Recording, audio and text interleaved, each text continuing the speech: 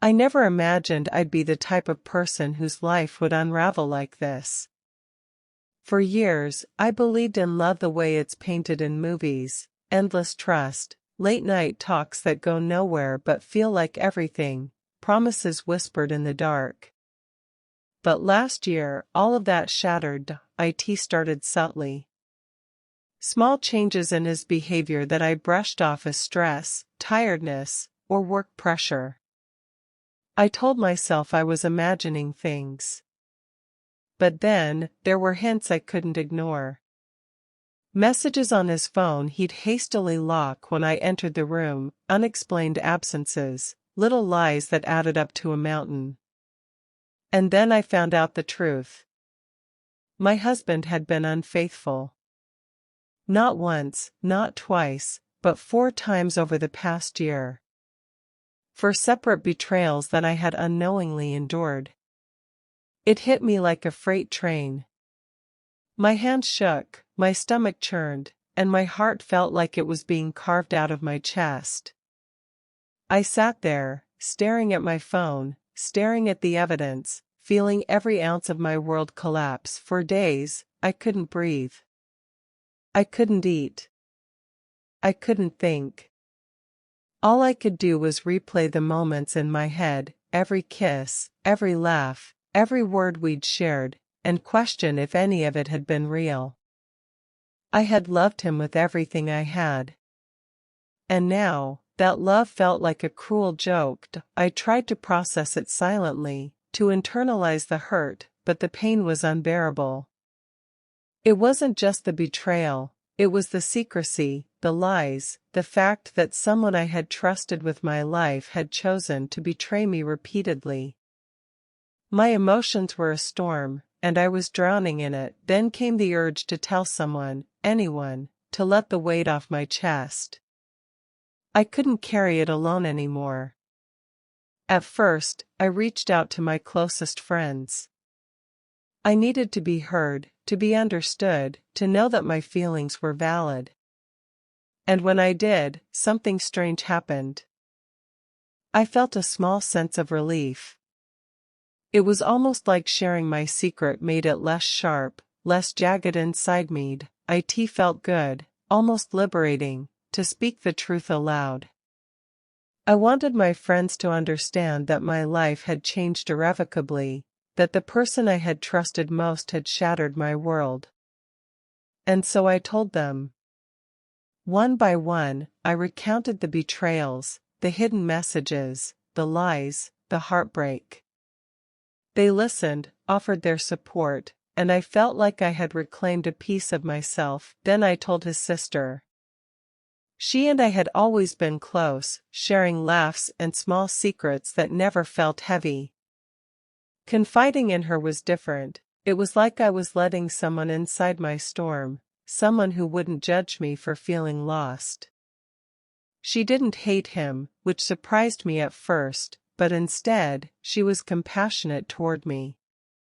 She listened and validated my pain, and for the first time in months, I felt like someone truly understood. But when he found out that I had told people, everything exploded. His face, once warm and familiar, became stern and accusing. "You betrayed me," he said, and I froze. Betrayed? How could I possibly betray someone who had done this to me, repeatedly, without a second thought? Yet he insisted I had crossed a line. I felt my chest tighten. I wanted to scream that I had been betrayed, humiliated, and alone, but the words caught in my throat, and that's where I am now, trapped in this whirlpool of guilt and pain. I can't decide if I'm staying in this marriage or leaving it. I don't even know if that's what I want anymore. My only concern has been surviving the emotional fallout, feeling everything as it comes, and trying to process it all. Am I allowed to tell someone about the pain he caused me? Is it wrong to let the people I trust into my suffering? I don't know. All I know is that holding it in hurts more than I ever imagined, and speaking it aloud, even at the cost of his anger, feels like reclaiming a part of myself that was nearly destroyed. After the confrontation with him, I couldn't sleep. My mind replayed his words over and over, "You betrayed me." Each repetition felt like a fresh knife twisting in my chest. I knew, logically, that I hadn't betrayed him, I had been the one betrayed. But logic didn't suit the crushing weight of his disappointment in me, nor did it erase the guilt that now gnawed at my soul. It's strange how guilt works. Even when you know you are in the right, it can sneak into your thoughts, whispering doubts, making you question every action, every word. I began to wonder, had I gone too far by sharing my pain with others? Was it selfish? Should I have buried it, carried the burden in silence, let him live in peace while I slowly unraveled inside? But the truth is, staying silent would have killed me. Every day that I held the secret inside, the betrayal grew heavier. I replayed the moments when I'd stumbled upon evidence, the secret smiles he shared with someone else, the lies that flowed so easily from his lips. I felt like I was carrying the weight of the world on my shoulders. Telling someone, anyone, became my lifeline. And in sharing, I finally allowed myself to breathe, even if it meant risking his anger. I remember one afternoon, weeks after the discovery, sitting in the kitchen with his sister. The house was quiet, but the tension between my guilt and my grief filled every corner of the room. I was shaking as I spoke, tears spilling down my face, and she simply listened, nodding gently, never judging, never interrupting. I spoke of the nights I cried alone, the constant anxiety, the crushing loneliness. I spoke of my fear that I was losing myself in a life that no longer resembled the one I had chosen. "Why are you doing this to yourself?" she asked gently.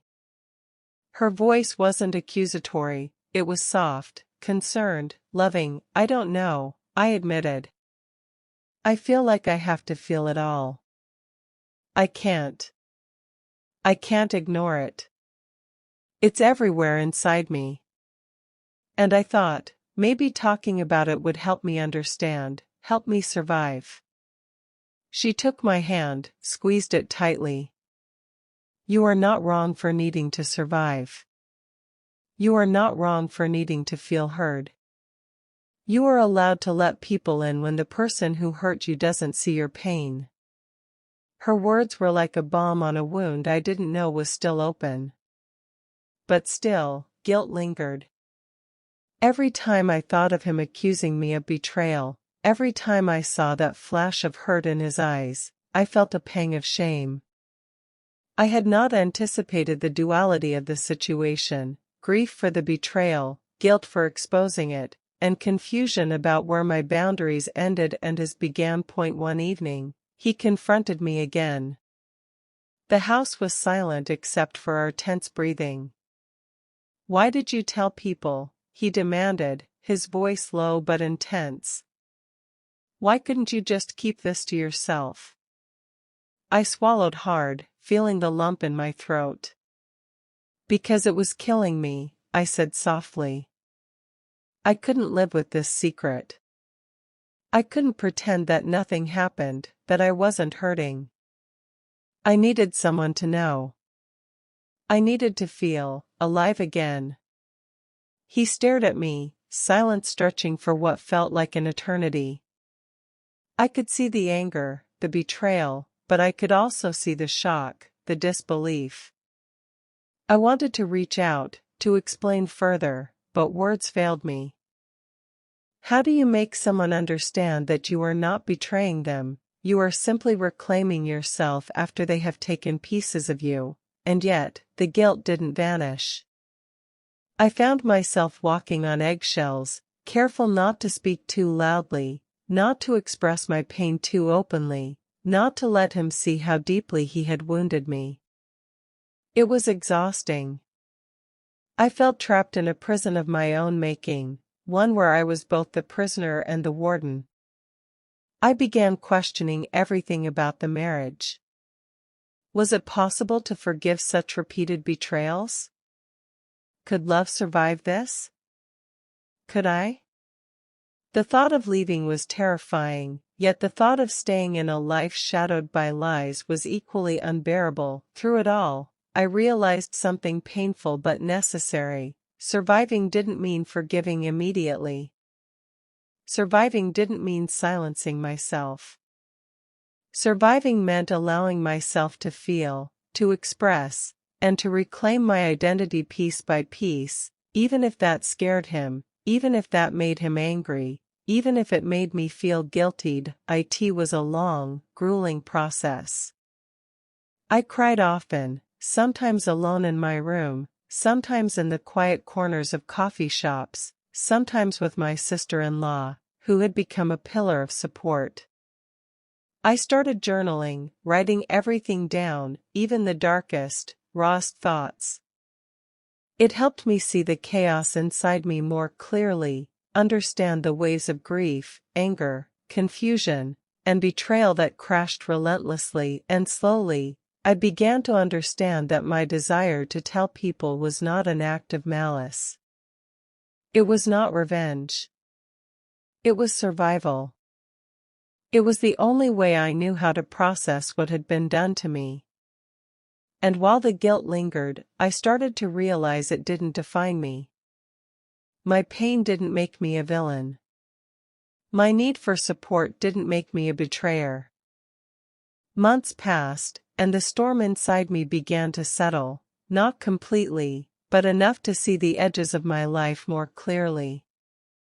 The pain was still there, sharp and raw at times, but it had become a part of my rhythm, like a wound slowly healing. I learned that surviving betrayal wasn't about pretending everything was fine, it was about reclaiming pieces of myself that I thought were lost forever. I began setting boundaries, small but firm. I stopped letting his anger dictate how I felt, stopped letting his accusations of betrayal weigh me down. I realized that his definition of betrayal was not the same as mine. In my world, betrayal was cheating, lying, breaking trust again and again. Speaking the truth about it, seeking comfort, and leaning on those who loved me, that was not betrayal.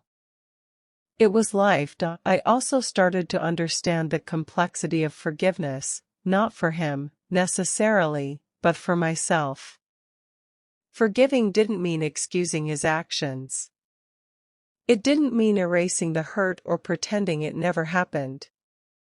It meant accepting that I could not change the past, and that the only thing I could control was how I moved forward. My sister-in-law remained a quiet anchor. She didn't judge, she didn't lecture, she just existed as someone who believed in me when I struggled to believe in myself. Our conversations, full of empathy and understanding, became lifelines. With her support, I slowly started to rebuild my confidence, to find my voice again, to stop shrinking into myself to accommodate his guilt or his anger. At the same time, I reached out to friends I had initially confided in. I realized that the relief I had felt when sharing my story wasn't fleeting, it had been the first spark of hope that I could reclaim my life. Friends became my witnesses, my cheerleaders, and my sounding boards. Talking to them didn't make me weak, it made me human. And I started to understand that human beings are allowed to hurt, allowed to share, allowed to seek solace when life breaks them. I won't lie, the marriage itself remained complicated. There were days I felt anger flare up like fire in my chest, days when grief threatened to pull me under completely. I still hadn't decided whether to leave or stay. But I learned something essential: it didn't matter immediately. The priority wasn't a decision about the marriage, it was survival, and survival meant fully feeling, fully processing, fully living, even if it was painful. I started writing letters I never intended to send, letters to him, letters to myself, letters to the version of me that had once believed in fairy tales and perfect love. I poured every thought into them, the betrayal, the rage, the heartbreak, the confusion, the guilt, and yes, even the tiny sparks of hope. Writing became catharsis. It became a mirror reflecting the truth. I was not weak, I was not wrong, I was not alone. One day, while journaling in the quiet of the afternoon, I realized something profound. I was no longer defined by his actions. His cheating, his lies, his anger at my need to speak the truth, they didn't own me anymore. I was reclaiming my life, piece by piece, moment by moment.